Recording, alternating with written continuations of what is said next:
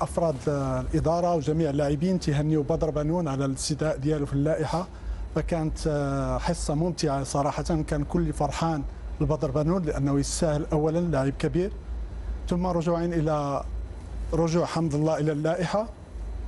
صراحه فالكل وجميع المتتبعين الرياضيين بالمغرب يعني كانت عندهم مشاركه ممتعه في اللائحه اللي اعطى الناخب الوطني وليد ركراكي، كانت واقعيه بنسبه 99%. تنظن كاين عناصر يستاهلوا جلهم. حيكون الوصول ان شاء الله الى قطر يوم 15، حيجريوا مقابله وديه الاخيره يوم 17، على ان تكون استعدادات اهم المعطيات ديال الوليد الركراكي للكل ساعدوا حتى الاتحاد او رئيس الجامعه الملكيه لكره القدم فوزي القجع اللي وفر جميع الامكانيات ان المغرب يكون قادر على تحقيق اهداف ان شاء الله في كاس العالم في قطر. بدر كان معاكم وقت التمرين لما اعلنوا ولا؟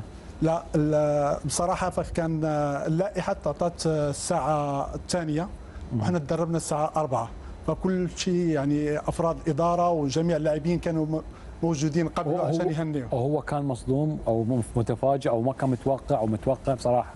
فكان عنده تخوف صراحه، ولكن بصراحه كان فرحان لدرجه كبيره، وحنا كنا افرح لانه واحد هيمثلنا في كاس العالم صح. من نادي قطر القطري، وكانت بادره طيبه من اداره النادي، كل شيء كان تيشيد بالاداء ديالو.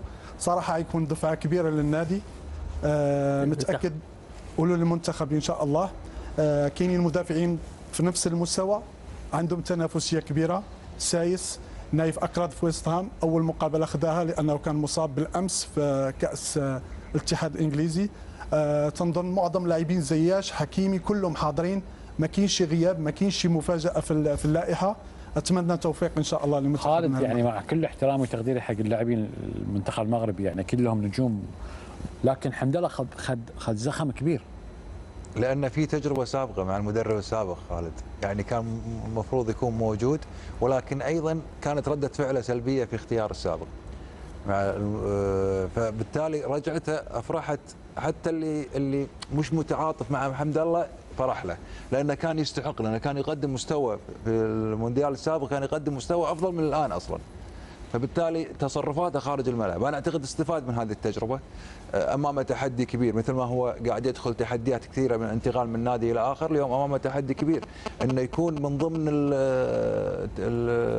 السكور شيت المنتخب، هذا الاول.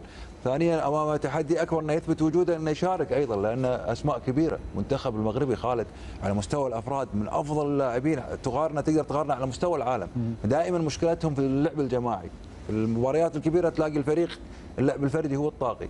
اليوم في هالبطوله هل وليد الركراكي سبق وقلتها مطالب انه يخلق الجماعيه بالفريق؟ لا تنسى خالد ان يعني عبد الرزاق جهتين اعلاميات تغطين، الاعلام المغربي والاعلام السعودي. لاعب نجم في السعوديه، له متابعين ومحبين ومشاهدين، واعلام سعودي قوي، وايضا زايد الاعلام السعودي، فلذلك يعني خذ اعلام قوي وزخم كبير. اليوم في السوشيال ميديا ابو محمد على هالطاري، اليوم في السوشيال ميديا يعني حمد الله ترند في السعوديه. نعم. سواء من الاتحاد او حتى من النصر. خالد